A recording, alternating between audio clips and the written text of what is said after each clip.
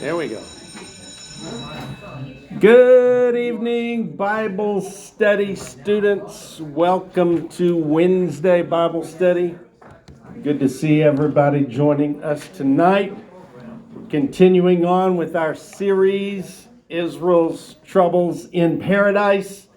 Tonight, part 4, Trouble with Abimelech. Excuse me, got to do this. Good? Yeah? There we go. Trouble with Abimelech. It's the story of a violent power grab by one of Gideon's sons named Abimelech, and it ends in chaos and self-destruction and the burning of the city of Shechem. Abimelech's name means my father is king, possibly referencing the fact that his father Gideon was a superhero after he defeated the massive Midianite army with only 300 men. Do you remember that story? And then Gideon went on to personally kill 2 of the kings of the Midianites. Remember those guys? Zebah and Zalmunna.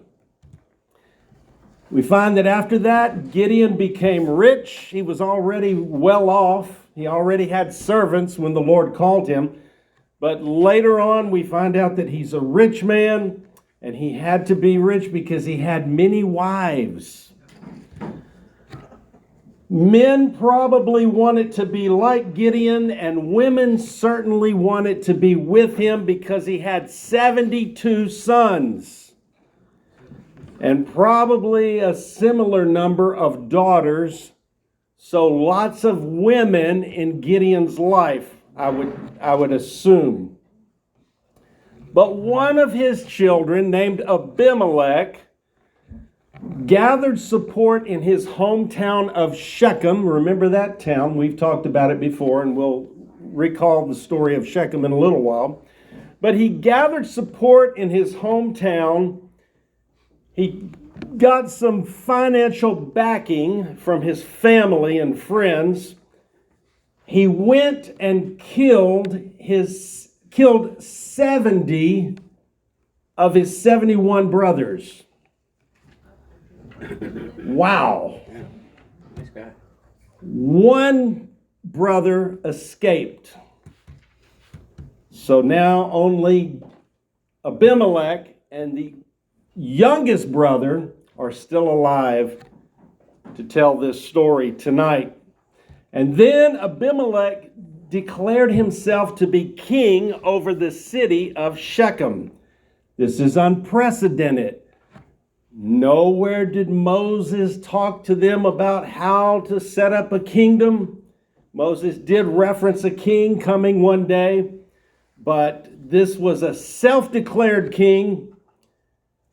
And Abimelech only ruled the city of Shechem for a short time. He never ruled over the entirety of the 12 tribes. And in the end, Abimelech has a violent and untimely death.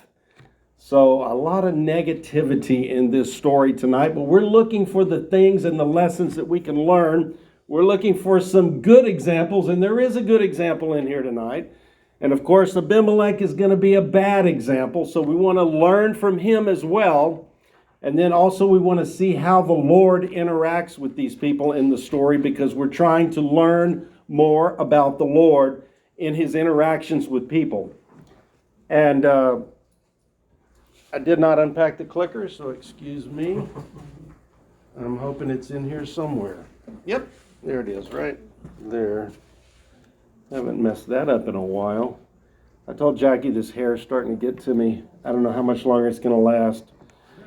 She said, let me get a picture first. So I'm not going to be able to make it to the end of the Old Testament. I'm just going to go ahead and say that I'm just not going to be able to make it to the end. I thought maybe I could, but it's really on my nerves. Right. And They should do dreadlocks for you. we'll talk after class. All right, so let's see how this all happens tonight. We're going to start out with our theme scriptures tonight from Deuteronomy. You ready, Jackie? Here we go. The Lord foretells troubles for Israel in the promised land. The Lord said to Moses, "Behold, you are about to lie down with your fathers, and this people will arise and play the prostitute with the foreign gods of the land into the midst of which they are going. And they will abandon me and break my covenant which I have made with them." So the Lord knew way before it happened that once they got into the promised land and they were blessed and they had all these resources that the Lord's going to bestow upon them, that they're going to go back and serve idols and other gods. They're going to abandon their agreement with the Lord, the covenant. They're going to forget about the Lord. It doesn't say it right here, but several times we've read, and I think we're going to read it again tonight, that they forgot about the Lord. How's that possible? The whole nation is built upon the Lord. Their whole history is built upon their interaction with the Lord. But they forgot it. All right? And then, so what's going to happen when they do that, Jackie? Then my anger will be kindled against them on that day, and I will abandon them and hide my face from them.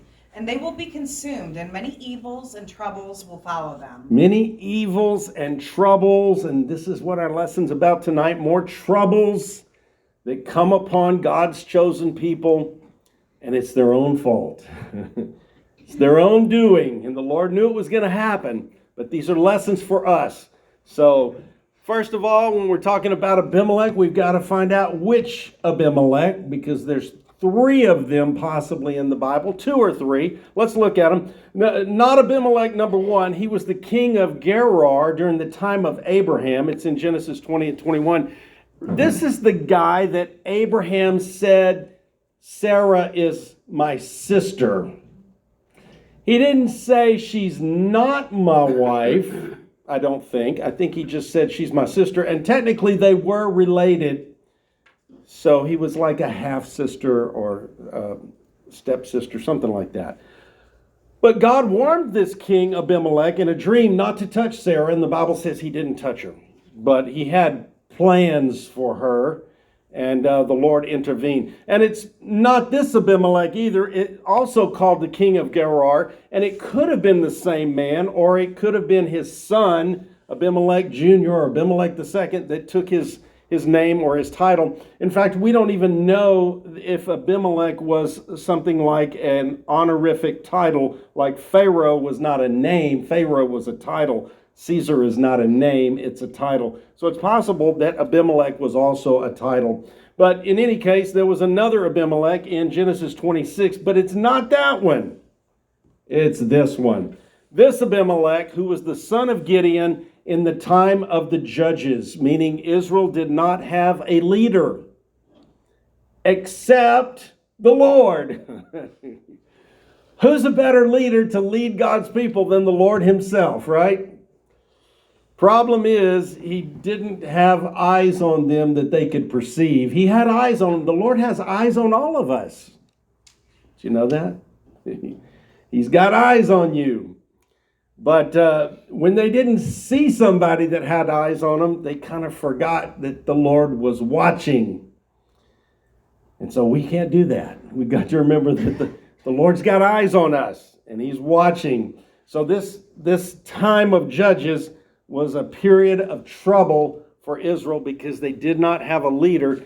And as we're going to find out, this is going to lead them into the period where they begin to have their kings. But guess what?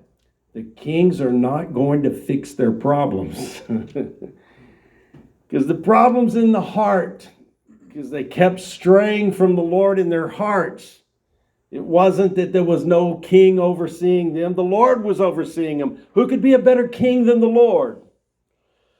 But they tended to forget about the Lord, forget the Lord's watching, and they began to live as if nobody was watching them.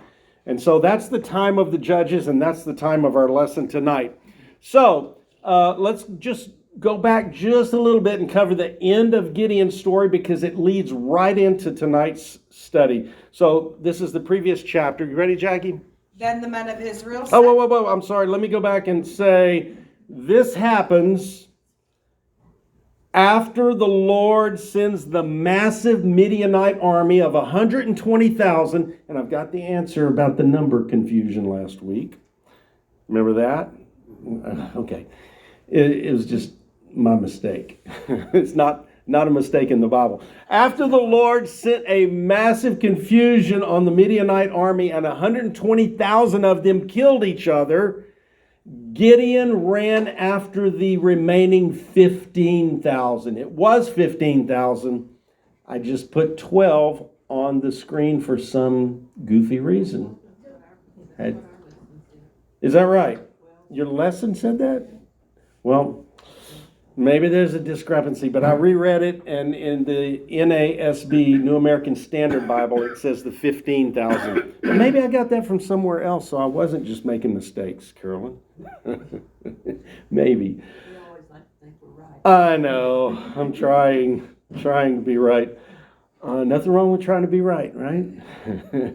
So Gideon chases these 15,000 men. He catches them. He kills the two kings, Zebah and Zalmunna, and then this happens. Israel asks Gideon to be their ruler because he's won a massive victory for them. 7 years the Midianites were plaguing Israel. 7 years they would come and steal their crops and their harvest and any animals they wanted. We read that last week. They would come in and take whatever animals they wanted. And so Gideon and the Lord saved them from that. And so everybody loves Gideon now. And this is what happened. Then the men of Israel said to Gideon, "Rule over us, both you and your son's son as well, for you have saved us from the hand of Midian." Now this is foolish because they know what Gideon is like, but they don't know what Gideon's son is going to be like, much less his grandson. Why would you put somebody in charge of you if you don't even know who they are? He wasn't even born yet.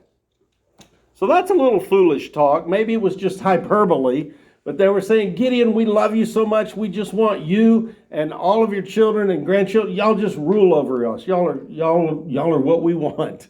And they didn't even know who they were talking about. But Gideon said to them, "I will not rule over you, nor shall my son rule over you. The Lord shall rule over you." There you go. That was the Lord's plan. We don't have a king because that's not the Lord's will. That's not what he wants. He wants to rule directly over everybody in Israel, and everybody is personally accountable to the Lord. That was the plan. That's how the law was supposed to work. But of course, we don't live up to our part, and so God makes arrangements to help us. And eventually they were going to have some kings and mostly bad kings. All right. So now Israel has peace for 40 years after Gideon does his miraculous deliverance. 40 years. Ready, Jackie? So Midian was subdued before the sons of Israel, and they did not lift up their heads anymore. And the land was undisturbed for 40 years in the days of Gideon. So Gideon's victory lasted for 40 years. And then Jerubbaal, the son of Joash, went and lived in his own house. Now Gideon had 70 sons who were his direct descendants, for he had many wives. And his concubine, who was in Shechem, also bore him a son, and he named him Abimelech. All right, so we don't know the whole story, but he's got 70 sons, presumably where he lives. And then he's got this concubine in Shechem, and there might have been some other women on the road, so to speak, that Gideon knew. And this Jerubbaal is Gideon. That's what his dad called him after he cut down the idols of Baal. And so Abimelech is born during this period of 40 years of peace. And then what happens? Then it came about, as soon as Gideon was dead, that the sons of Israel again committed infidelity with the Baals, and made Baal-berith their god. Okay, here we go again, right? Back into the sin cycle. They're going to make Baal-berith their god now. Okay? So the sons of Israel did not remember the Lord their God, who had saved them from the hands of all their enemies on every side. nor did they show kindness to the household of Jerubbaal, that is Gideon, in accordance with all the good that he had done for Israel. The Lord delivered them from their enemies on every side, all of their enemies. Nobody could touch them, not because they were big and powerful. They were very weak and vulnerable, actually. But God was working his plan of salvation for the world through these people. And so they had this divine protection, this divine peace. But for some reason, they did not show kindness to the children of Gideon. Maybe they were brats. Maybe they were privileged because they were rich. Maybe they didn't have good character. Well, at least one of them did, because we're going to meet him tonight. Not Abimelech, the guy that survived. Okay? And now Abimelech is going to aspire to rule over Shechem. Let's see how it happened. We're reading in chapter 9 now. Now Abimelech, the son of Jerubbaal, went to Shechem to his mother's relatives and spoke to them and to the entire family of the household of his mother's father, saying, "Speak now in the hearing of all the leaders of Shechem. Which is better for you? For 70 men, all the sons of Jerubbaal, to rule over you, or for one man to rule over you? Also remember that I am your bone and your flesh." All right, now remember that Abimelech was the son of a concubine. So he was not raised in Gideon's home, presumably. He's raised in Shechem, another town, another family, and he's playing on the fact that he's related to and knows the people of Shechem. And he's saying, wouldn't you rather have someone you know, like me, be your leader, rather than those 70 sons of Gideon that are over from another place? And how's that going to work? He's got 70 sons. Which one of them is going to be the leader? It's going to be a lot of confusion. Abimelech says, why don't you just choose me? Okay? So his mother's relatives spoke all these words on his behalf in the hearing of all the leaders of Shechem. And they were inclined to follow Abimelech, for they said, "He is our relative." And they gave him 70 pieces of silver from the house of Baal-bereth, with which Abimelech hired worthless and reckless men, and they followed him. All right, so this stinks already, right? This is political stinkery. Because he's our relative, we're going to make him our king.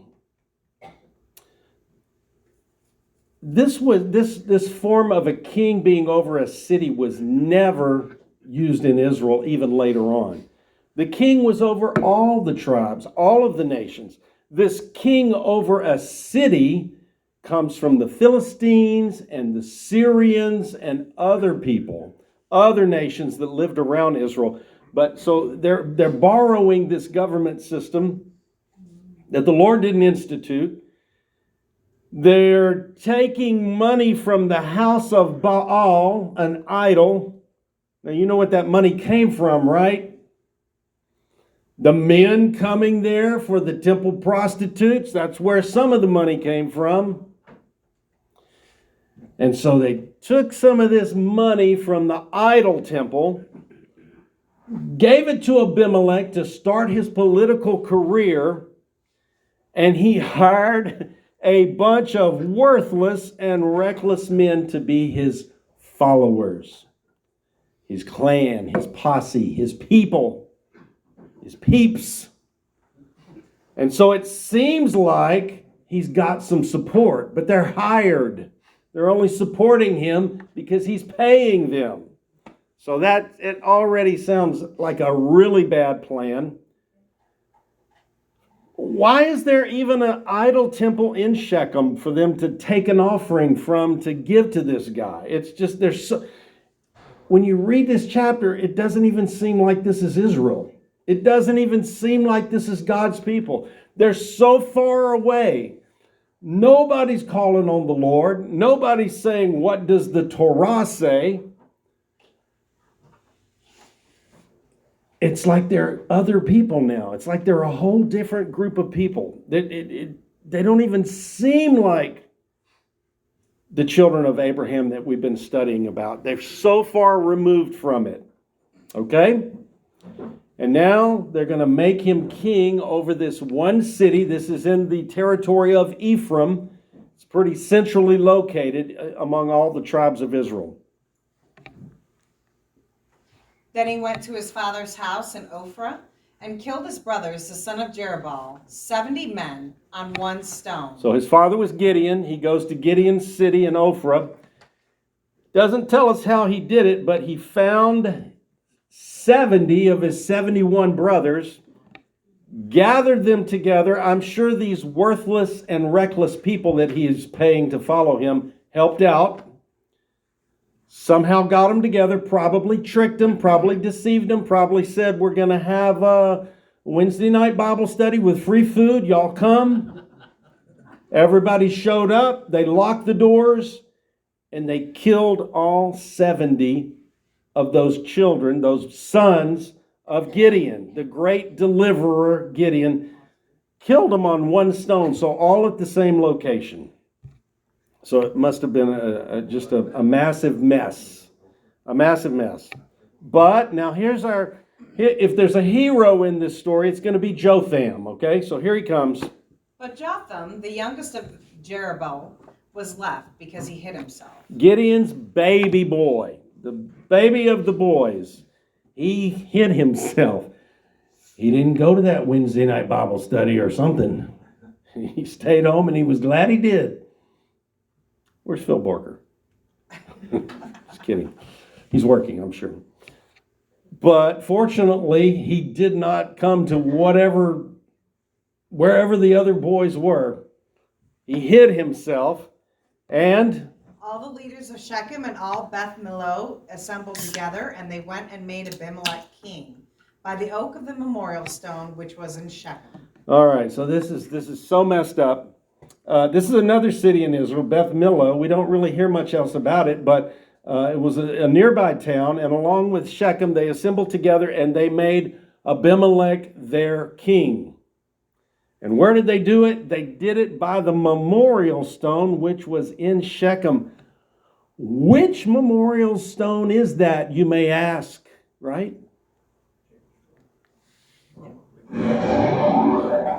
Did y'all think I forgot about the flashback? No, I'm bringing it back. Bringing the flashback back. So, then we're going back to, I'm trying to show you where this memorial stone came from. We're backtracking to Joshua 24. Then Joshua gathered all the tribes of Israel at Shechem. And we're going to skip through some of it, but going down to verse 11, this is the Lord speaking. You crossed the Jordan and came to Jericho, and the citizens of Jericho fought against you, the Amorite, the Perizzite, the Canaanite, the Hittite, the Girgashite, the Hivite, and the Jebusite. Therefore I handed them over to you. This is the Lord. And we skipped 9 verses in between here, where the Lord is telling Israel, reminding them, this is what I've done for you. We've seen this before. Several times the Lord lists, starting with Abraham, and this is what I did, and this is what I did with Abraham and Isaac and Jacob, and then I took them down to Egypt, and then I brought Moses, and then I delivered them, and then I brought them through the Red Sea, and then I brought them to the Jordan, and then I carried them across the Jordan, and then I fought their battles in the Promised Land. He's gone through this before, but here he is doing it again. Down to verse 13, and I gave you a land on which you had not labored, and cities which you had not built, and you lived in them, and you were eating of the vineyards and olive groves which you did not plant. And then now Joshua begins to speak, and he says, now therefore fear the Lord and serve him in sincerity and truth, and do away with the gods which your fathers served beyond the Euphrates River and in Egypt, and serve the Lord. So Joshua is making this commitment. This is the commitment ceremony, and we're trying to find out about this memorial stone that is in our story tonight. And then in verse 15, this is that famous verse. Joshua says, choose for yourselves today who you will serve. As for me and my house, we will serve the Lord. And the people, yes, a little bit more on the flashback. The people answered and said, far be it from us that we would abandon the Lord to serve other gods. For the Lord our God is he who brought us and our fathers out of the land of Egypt from the house of slaves. And he did these great things in our sight and watched over us through all the way which we went. and among all the peoples through whose midst we passed. The Lord drove out before us all the peoples, even the Amorites who lived in the land. We will serve the Lord, for he is our God. Verse 26 and 27, and Joshua wrote these words in the book of the law of God, and he took a large stone, and he set it up there under the oak that was by the sanctuary of the Lord. Then Joshua said to all the people, behold, this stone shall be a witness against us, because it has heard all the words of the Lord which he spoke to us. So it shall be a witness against you, so that you do not deny your God. Okay, so that's where the stone came from. Joshua set it up when they did this commitment ceremony, and it was at Shechem. And we're not reading the part about, but you remember the story. Shechem is in the valley between Mount Ebal, the mountain of blessing, remember, and Mount Gerizim, the mountain of cursing. And the Lord had 6 tribes on one mountain and 6 on the other. And remember, they said the blessings and the cursings. And down in the valley was the city of Shechem. That's where they did this. That's where Joshua set up the memorial stone. So now back to our story with Jotham, the baby son of Gideon. He's going to give them a parable. So this guy's pretty smart, even though he's the baby. Now when they told Jotham, he went and stood on the top of Mount Gerizim and raised his voice and called out. So we've seen before that these mountains with the valley in between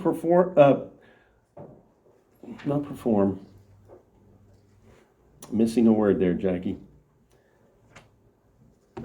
Produce, thank you, Leo. 100 points for Leo. Leo back there with the thesaurus. These mountains produce a natural amphitheater where you can speak from one mountain to the other, and you can be heard, and you can be heard down in the valley below. And so he goes up on one of the mountains, one of the 2 mountains, Gerizim. He raises his voice. He's talking to the people in Shechem in the valley below. And he said to them, listen to me, you leaders of Shechem, that God may listen to you. Once the trees went to anoint a king over them, and they said to the olive tree, reign over us. This is a great story. But the olive tree said to them, shall I give up my fatness with which God and mankind are honored and go to wave over the trees? So he's making this story up, but it's very clever. He said the trees wanted a king. Okay? They've just made Abimelech their king. But he says the trees wanted a king. And they went to the olive tree and they said, olive tree, be our king. But the olive tree said, I've already got a job. I've already got a good profession.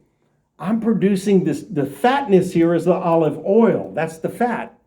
I'm producing this olive oil with which God and mankind are honored. The olive oil was part of the worship in the tabernacle. And we know it's part of their diet as well as the olive. And he said, I've already got a great gig producing olive oil. Why would I want to be the king of the trees? Okay? And so let's continue on with this parable. Then the tree said to the fig tree, you, come reign over us. But the fig tree said to them, shall I give up my sweetness and my good fruit and go to wave over the trees? Fig tree said, I don't want to be your king. I've got a great job. I've got a great gig going here. I'm making these wonderful, sweet, sweet figs. Why would I want to be the king of the trees when I've got a wonderful thing going here? Okay? Then the tree said to the vine, you come reign over us. But the vine said to them, shall I give up my new wine, which cheers God and mankind, and go to wave over the trees? They went to the grapevine, and they said, grapevine, do you want to be our king? And the grapevine said, no, I'm making wine over here. I'm making wine for God and man. You know, they used wine. They used the fruit of the vine in the worship of the Lord in some of the sacrifices. And also the people used the wine too, but it says it cheers God and it cheers man. And he said, why would I want to be the king of the trees? I'm making this wine. I'm making these grapes. Then all the trees said to the bramble, "You come reign over us." And the bramble said to the trees, "If you really are anointing me as king over you, come and take refuge in my shade. But if not, may fire come out of the bramble and consume the cedars of Lebanon." All right. The bramble was a low, scrubby, unproductive plant. It offered no shade. It was flammable, so it was destructive. And the bramble represents Abimelech. The fig tree would have been a great king. The grapevine would have been a great king. What was the first one? Olive. The olive tree would have been a great king. But the bramble, what kind of shade can you get from a thorn bush? It's good for making fire. It's flammable. But he says, if not, may fire come out of the bramble and consume the cedars of Lebanon. Now look what he's going to do. He's going to throw down, Jotham, youngest son of Gideon, is going to throw down a curse on both Abimelech, who's killed his 70 brothers, and the town of Shechem, who has made him king. Now then, if you have acted with honesty and integrity in making Abimelech king, and if you have dealt well with Jerubbaal and his house, That's Gideon. and have dealt with him as he deserved, for my father fought for you, and risked his life, and saved you from the hand of Midian. But in fact, you have risen against my father's house today, and have killed his sons, 70 men on one stone, and have made Abimelech, the son of his female slave, king over the leaders of Shechem, because he is your relative. So if you have acted with honesty and integrity toward Jerubbaal and his house this day, be joyful about Abimelech, and may he also be joyful about you. Woo! This guy is something else. This baby boy of Gideon is a very wise man. Why didn't they pick him? I would say he would probably be a good ruler. Look at this. Look at how it's so well thought out. And he laid out his case. He said, you decide if you've been honest and acted with integrity. He didn't come out and accuse them. He didn't say, y'all are cheating. Y'all are paying people to follow this guy. He's not a good leader. He didn't disparage them. He said, if you've done this out of a clean heart, if you've acted with honesty and integrity in making him your king, if you've dealt well with Gideon's family, if you've respected and treated Gideon and his children well, because they did save you, Gideon did save you from Midian. If you've acted right, if your conscience is clear, if you really think this is something that you should do, then be happy and joyful that you made Abimelech your king. And I hope Abimelech is happy too. That's not the end of the curse. But if not, may fire come out of Abimelech and consume the leaders of Shechem and Beth Millo. And may fire come out of the leaders of Shechem and from Beth Millo and consume Abimelech. He said, if you're doing this for the wrong reasons, and it sure seems like they were, nobody consulted the Lord about this. Nobody talked to any leadership that we know of. Talk about a grassroots movement. But Jotham's curse says, I hope if you haven't done the right thing before God and man, I hope that Abimelech and Shechem annihilate each other. Let there be mutually assured destruction. Let them both kill each other. And that's the curse that Jotham shouted down from the mountain that day to the people in the valley below in the city of Shechem. And then what did he do? Then Jotham escaped and fled and went to Beer. He escaped and went to Beer, but that doesn't mean he went to the bar. Beer's a place. It's a town. And he stayed there because of his brother Abimelech.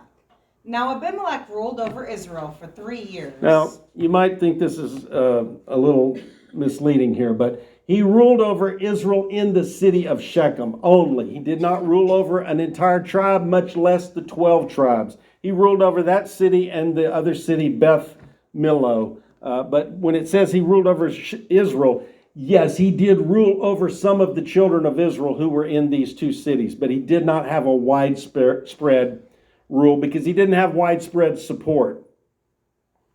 So this curse that Jotham threw down was for mutual destruction of Abimelech and the city of Shechem, who supported him and made him their king. And now the Lord gets involved, finally, right? Where's the Lord in this story? We didn't hear about the Lord much, did we? It's interesting here that in this section, it doesn't even call him the Lord. It doesn't use his covenant name, Yahweh. It calls him God. And it says, God sent an evil spirit. Can he do that? Oh, yeah. Yes, he's in charge of all spirits. He sent an evil spirit, and the Bible's going to say, to avenge those 70 sons of Gideon that were killed unrighteously. Okay?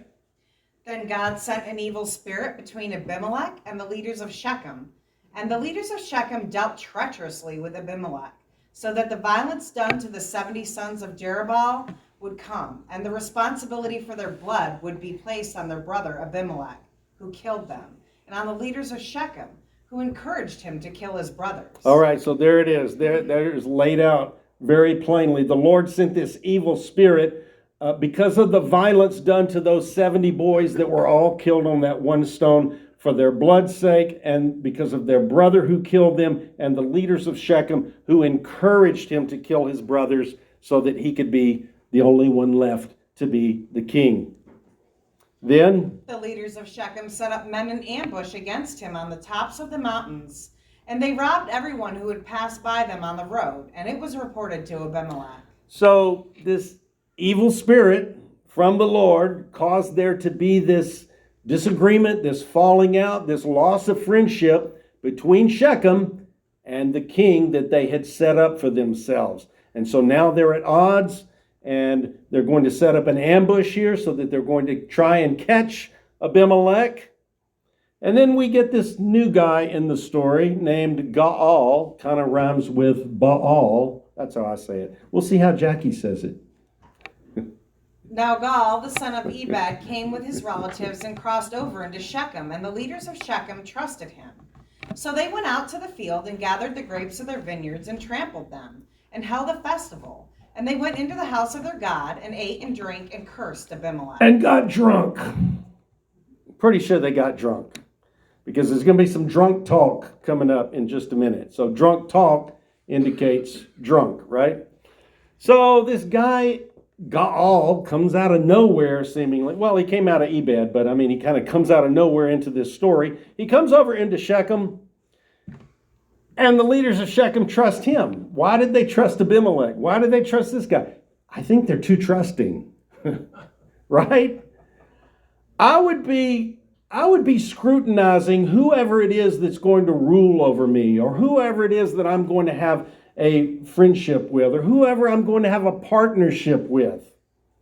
We read over and over in the Old Testament that you need to set up some boundaries about who you let into your life. And Israel had rules about boundaries, about how close they could get. I've got another lesson, don't know when it's going to come about, but all of the rules that the Lord gave Israel was not to make them suffer, but it was to make them peculiar so that they would not fit in with the nations.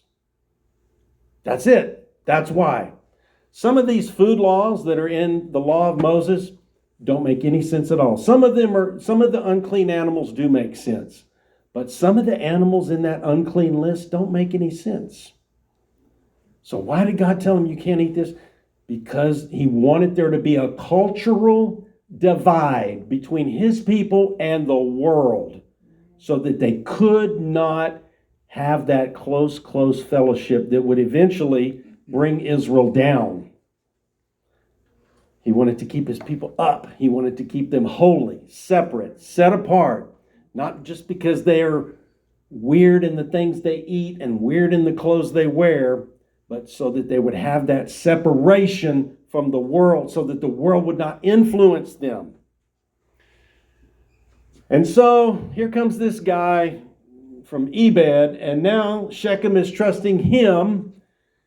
They go out, they harvest the grapes, trample them. This takes a while, Bring them in, have a festival, eating, drinking, and what comes next? Cursing, right?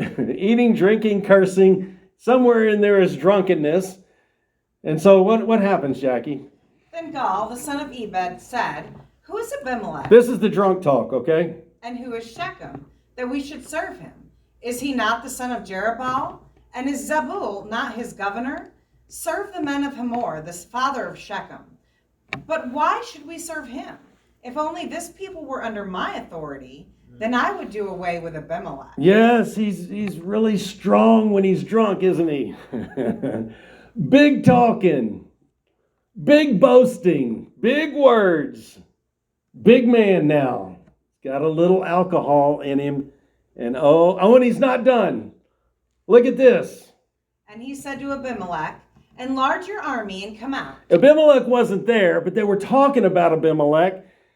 And he probably rocked back on his bar stool and said, "Come on, Abimelech, let's fight."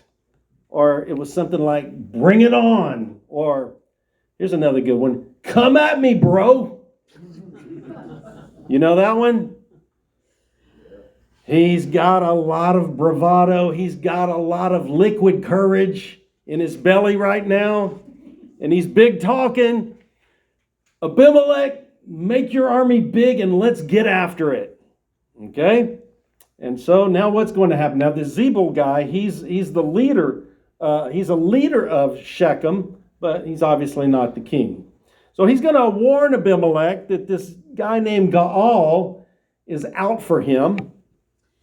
When Zebul, the leader of the city, heard the words of Gaal, the son of Ebed, his anger burned. So using deception, he successfully sent messengers to Abimelech, saying, "Behold, Gaal, the son of Ebed, and his relatives have come to Shechem, and behold, they are stirring up the city against you." Now this deception was not, he wasn't using deception against Abimelech. He's trying to help Abimelech. He's warning Abimelech. The way that he sent the message was deceptive so that nobody would know that he's tipping Abimelech off. But he's tipping Abimelech off about this guy named Gaal with his big drunk talking that says, let's get it on, Abimelech. "So now arise by night, you and the people who are with you, and lie in wait in the field. Then in the morning, as soon as the sun is up, you shall rise early and attack the city. And behold, when he and the people who are with him come out against you, you shall do to them whatever you can." All right, so he's trying to set up Abimelech so that he can defeat this guy named Gaal. And continuing on, now Abimelech is going to come to Shechem, and he is going to defeat Gaal. So Abimelech and all the people who were with him got up at night and lay in wait against Shechem in 4 units. Now Gaal, the son of Ebed, went out and stood at the entrance of the city gate, and Abimelech and the people who were with him arose from the ambush. Okay, and then? When Gaal saw the people, he said to Zebul, "Look, people are coming down from the tops of the mountains." But Zebul said to him, "You are seeing the shadow of the mountains as if they were people." Now we know this Zebul guy is not afraid to use deception. We already seen that. And so Gaal comes out of the city of Shechem. He looks up on the mountains. He sees people coming down. It's Abimelech. He doesn't know it's Abimelech. Zebul has tipped him off that there's a little rebellion brewing against Abimelech. But Zebul says, "No, that's not people coming down on the mountain. It's just the shadows. It looks like people, but it's just shadows. Don't worry about it." Okay? And Gaal spoke yet again and said, "Look, people are coming down from the highest part of the land, and 1 unit is coming by way of the diviner's oak." Then Zebul said to him, "Where then is your boasting with which you said, 'Who is Abimelech, that we should serve him?' Is this not the people whom you rejected? Go out now and fight them." So Zebul says, "Yeah, remember all that drunk talk? Now's your chance, big boy. Go out against Abimelech and see what you can do. Go out now and fight Abimelech. And so Gal went out in the sight of the leaders of Shechem and fought Abimelech. But Abimelech chased him, and he fled from him, and many fell wounded up to the entrance of the gate. Then Abimelech stayed in Yerumah, but Zebul drove out Gal and his relatives so that they could not stay in Shechem. Okay, so they drove Gaal out and his group. But for some reason, Abimelech can't stop fighting. And I guess he thinks that the whole city is against him. And what do you think he's going to do? He's going to come against the entire city of Shechem, and we're about to see that curse of Jotham. Remember the curse? He said, let them both destroy each other, and we're about to see it happen. Now it came about the next day that the people went out to the field. This is the people of Shechem. And it was reported to Abimelech.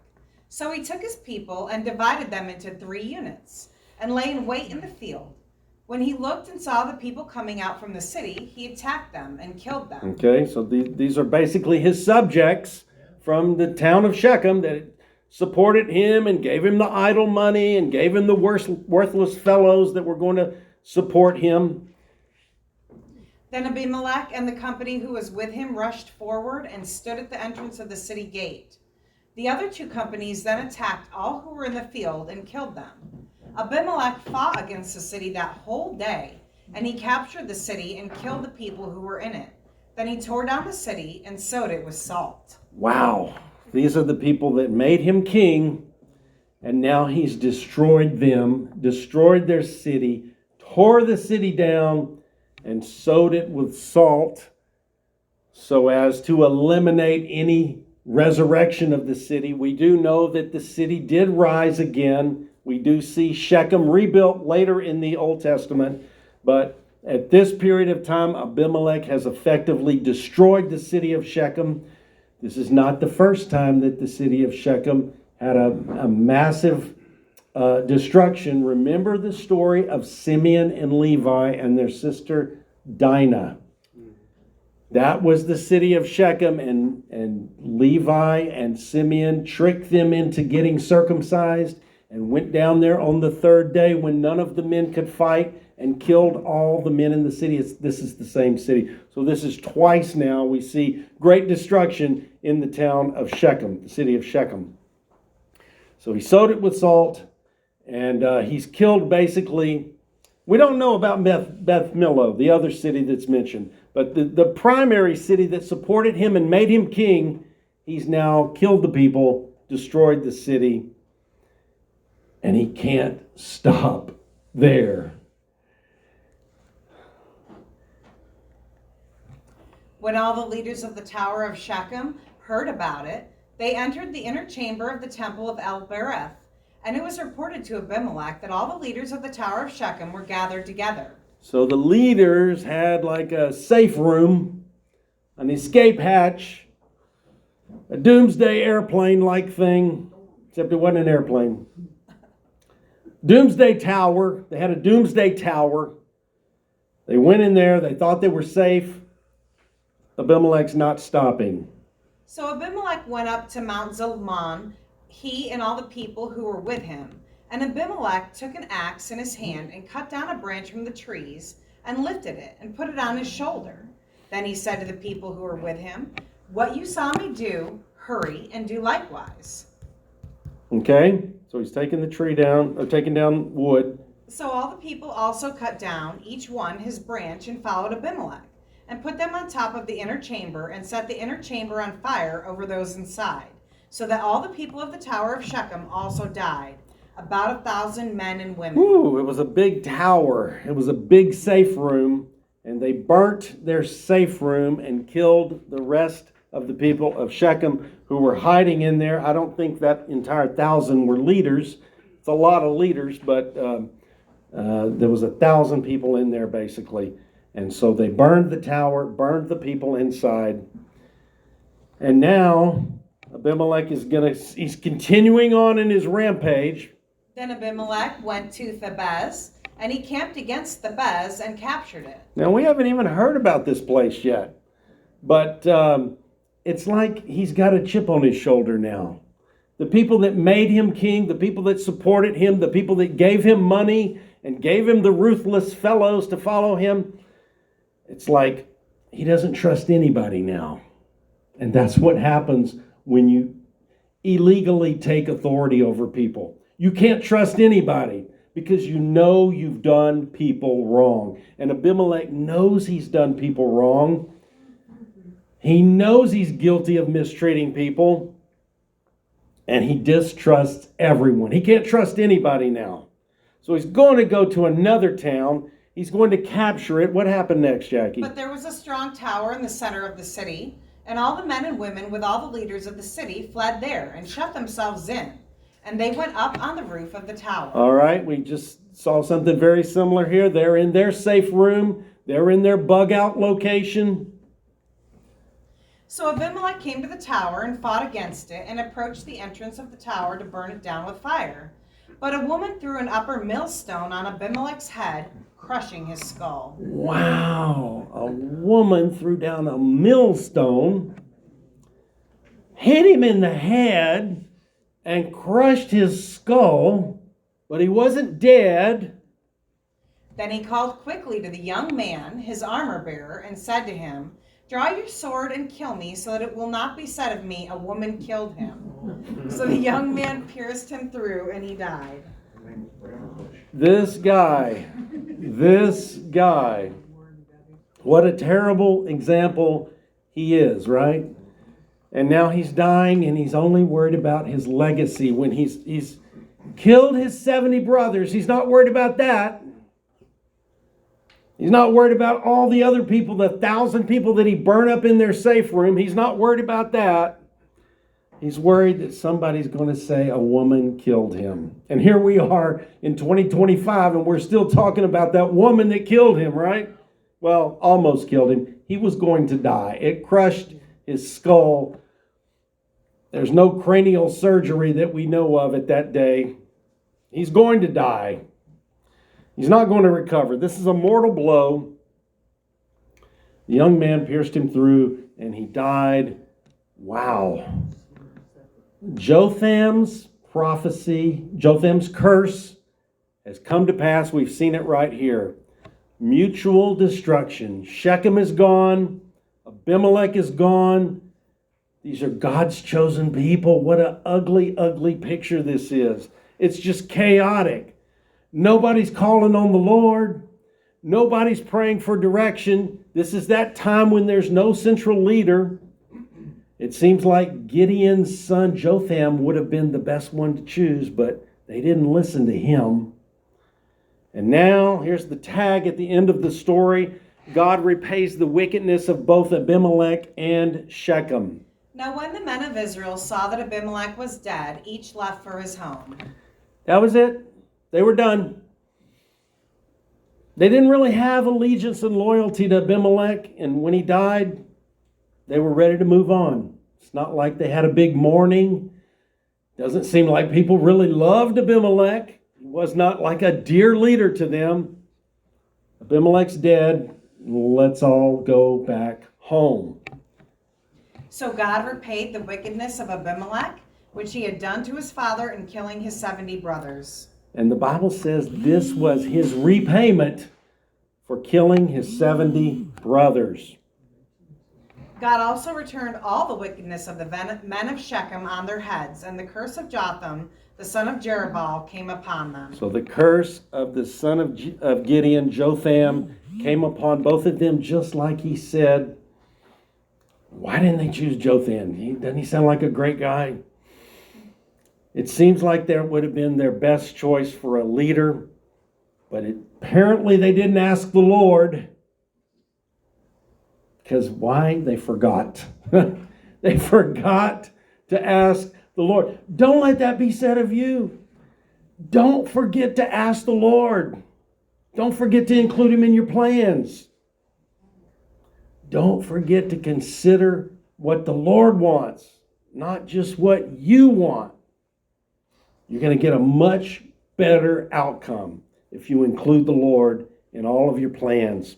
Here's your Bible study to go. Israel proved over and over in the book of Judges that they were not going to follow the Lord without a strong leader to guide them. Because individually, very few of them developed their personal relationship with the Lord. And that's what we've got to have today. Not a personal relationship with the church, a personal relationship with the Lord, and it's just you and Him in that relationship. It's just you and Him. You've got to, what did the pastor say in the morning devotion this week? One of my favorite scriptures, work out your own salvation with fear and trembling, but you've got to work it out. You've got to work at it. Work at that relationship. The story of Abimelech and Shechem shows how far Israel had drifted away from the Lord. They don't even seem like God's people in this story, do they? There's no prayer. There's no communicating with the Lord. There's no brotherly love. It's just treachery and cutthroat and stabbing people in the back. After the trouble with Abimelech, because he was technically the first king in Israel, even though he was illegitimate, now the thought of a king is a consideration. They've had this false king, but now it's already out there. The thought of Israel having a king is in the people's minds now. The original plan for Israel was for the Lord to be their king. And each person was supposed to serve the Lord and follow the Lord. And they didn't have to be told what to do because there's the law. There's Moses and the law. It tells them what to do. But it didn't work out that way. The Lord repays people for their wickedness. It might be delayed judgment, but the Lord never ignores injustice.